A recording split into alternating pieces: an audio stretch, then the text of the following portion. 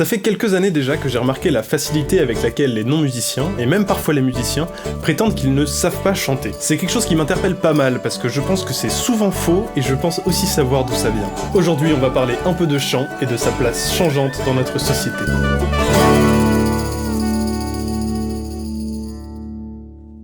En règle générale, depuis l'apparition de l'enregistrement, notre rapport à la musique a complètement changé. Ça a été progressif, mais pour faire simple, l'enregistrement a tué la musique folklorique. C'est pas pour dire que l'enregistrement c'est mal, je suis moi-même ingénieur du son, je compose sur des logiciels d'enregistrement, tout mon workflow a été créé sur la base de cette innovation technologique. Toute la musique que j'écoute a été elle-même influencée par l'enregistrement. Mais factuellement, la tradition folklorique, celle qui invite au chant collectif, a pratiquement complètement disparu. Si on joue de la musique aujourd'hui, et donc si on chante, c'est pour toutes les autres raisons que celles qui nous pousserait à écouter un enregistrement. L'enregistrement a pris possession de la majorité des usages de la musique dans la société. Par exemple, aujourd'hui à ton mariage, tu fais pas venir un groupe, tu fais venir un DJ. Les clubs, depuis bien longtemps, ont définitivement laissé tomber la musique jouée. Et depuis qu'on a tous l'intégralité de la musique enregistrée dans le monde dans nos poches, on a encore moins besoin de jouer de la musique puisqu'on a accès à l'enregistrement à toute heure et dans toutes les circonstances. Ça, c'est l'explication la plus logique selon moi au fait qu'il soit devenu rare de jouer d'un instrument ou de chanter.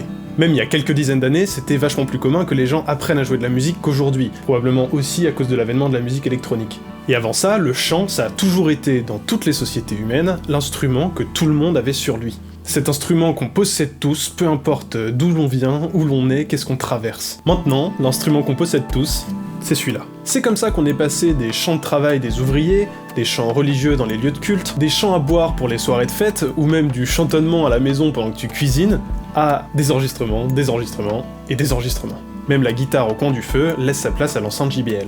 Le seul lieu en France où les non-musiciens chantent encore, c'est dans les lieux de culte.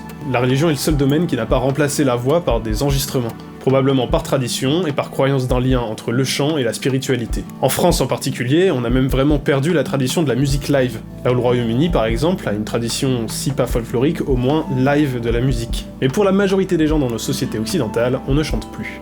Ce qui naturellement amène un phénomène de mystification du chant. De la même façon que la musique en général, depuis que peu de monde en joue, est devenue complètement mystérieuse à tous les autres au point qu'on pense que la musique n'est plus qu'une question de talent et pas de travail ni d'apprentissage, on s'est mis à penser que le chant, c'est un don qu'on a ou qu'on n'a pas. Or, avant d'aller plus loin, je vous rassure, c'est complètement faux. C'est aussi absurde de penser qu'on est quelqu'un qui sait pas chanter que de penser qu'on est quelqu'un qui sait pas faire du vélo. On sait pas chanter si on n'a pas appris et si on n'a pas l'habitude de le faire. On a tous appris à faire du vélo avant de savoir en faire. Certains avaient certes un meilleur équilibre que les autres en apprenant, mais personne n'est jamais monté sur un vélo pour la première fois sans se casser la gueule. Donc quand la culture du chant c'est pas quelque chose qui existe très fort dans sa famille depuis sa plus tendre enfance, c'est normal qu'il faille apprendre à chanter.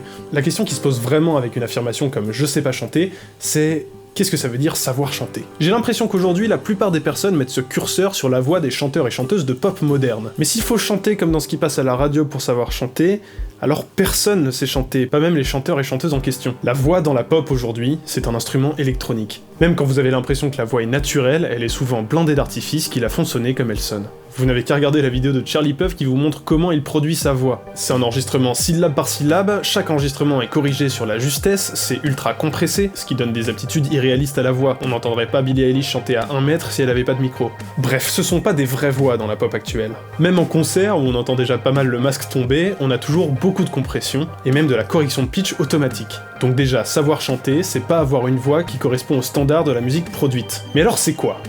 Est-ce que c'est avoir la voix de Freddie Mercury ou Céline Dion ? Je ne vois pas pourquoi on répondrait oui à cette question. On a toujours eu des tas de chanteurs de traditions différentes avec des voix beaucoup moins virtuoses et on n'a pas pris l'habitude de dire qu'ils ne savaient pas chanter.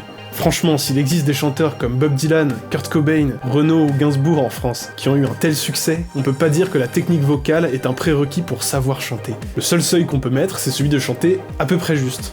À peu près. En tout cas, d'entendre la musique et de viser la bonne note. Et ça, sérieusement, tout le monde peut le faire. Ok, peut-être pas tout le monde, mais une grande majorité des gens peuvent le faire, et une grande majorité des gens qui prétendent qu'ils ne savent pas chanter.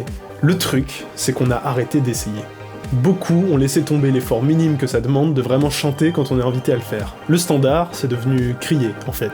Sans exagération. La prochaine fois que vous êtes en situation de chanter Joyeux anniversaire en chœur, prêtez attention à ce que tout le monde fait. Dans la plupart des milieux, on a complètement laissé tomber l'idée de chanter ensemble, en rythme à la limite, mais pas en hauteur. C'est une espèce de cacophonie criée. Ou au mieux, on a 3 tonalités en même temps chantées par des voix qui portent et des électrons libres au milieu qui essaient de coller à l'une des 3 tendances. To you, happy birthday, dear Jimmy. Ces dernières années, on a commencé à assister à un phénomène complètement nouveau. Les foules ont commencé à chanter faux. Vous avez déjà entendu cette phrase, la foule chante juste. Eh bien maintenant, selon le concert où vous allez, c'est plus vrai. Si vous êtes sceptique, je vous invite à aller regarder des vidéos de concerts de rap avec des refrains mélodiques. Vous verrez qu'il faut un peu tendre l'oreille pour entendre la foule chanter, mais ce qu'on entend de la foule, c'est bel et bien un espèce de cri et c'est pas une note définie.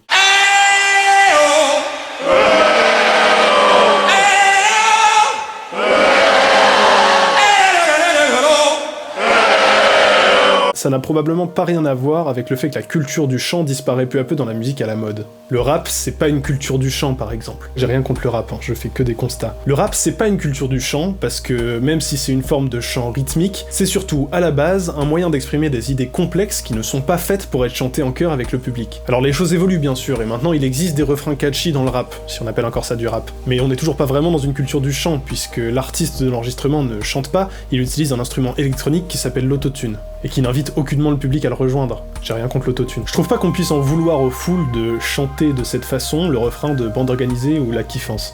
On leur facilite pas vraiment la tâche, puisqu'il n'y a pas d'humain qui les guide, juste un robot quelque part. Ceci dit, du coup, cette culture-là qui est devenue prédominante s'invite partout. Maintenant, si les DJ mettent le son si fort dans les soirées, si les concerts sont diffusés si abusément fort, c'est pour qu'on n'entende pas la foule chanter. C'est vrai, je l'invente pas. C'est pour que tout le monde se sente décomplexé et se mette à crier comme des dingues. Puisqu'on a trop perdu l'habitude de chanter en chœur pour que ce soit resté quelque chose de naturel, de s'écouter pendant qu'on chante ensemble. Ce qu'on est obligé de faire pour chanter juste au passage. Et ça va jusqu'au point où même quand on est invité à chanter, on a peur de le faire, on a peur de plus savoir le faire. Bon, qu'est-ce qu'on fait de cette avalanche de constats?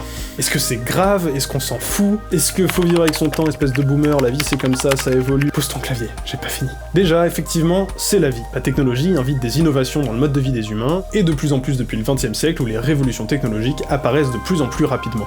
On ne changera peut-être rien à la direction qu'on prend. Mais ça nous empêche pas de nous poser la question. Est-ce que perdre le chant, c'est une bonne idée? Même si on admet qu'en perdant le chant, on gagne tout un tas d'autres choses dans le monde de la musique enregistrée, est-ce que c'est quand même désirable de perdre l'habitude de chanter, au point que les derniers à le faire soient ceux qui prêtent leur voix à la fabrication d'un instrument électronique? Moi, je pense que non. Le chant, ça existe depuis très longtemps et dans toutes les cultures du monde, et je pense que c'est pas pour rien. En fait, c'est génial de chanter. C'est génial de chanter ensemble. Ça unit, ça rend heureux, ça adoucit la dureté de la vie.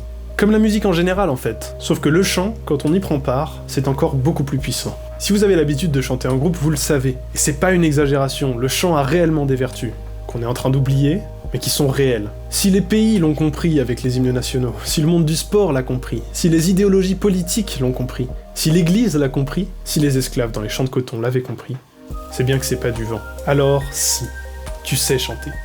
Et le faire pourrait bien te rendre heureux, même si tu chanteras peut-être mieux avec un peu de pratique, bien sûr. Alors rejoins une chorale, chante dans un groupe, va à l'église, j'en sais rien. Arrête de crier quand t'es en situation de chanter Joyeux anniversaire où il est vraiment phénoménal. Et fais l'effort que tu es capable de faire, de chanter.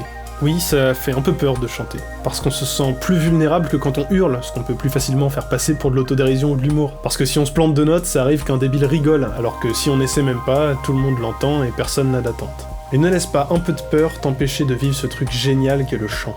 Ce truc qui est tellement ancré en ta nature humaine qu'il serait vraiment dommage de le laisser mourir. Viens chanter, et peut-être qu'on y arrivera à refaire chanter la société. Allez, je vous laisse avec une cover de I Will Always Love You version 2024.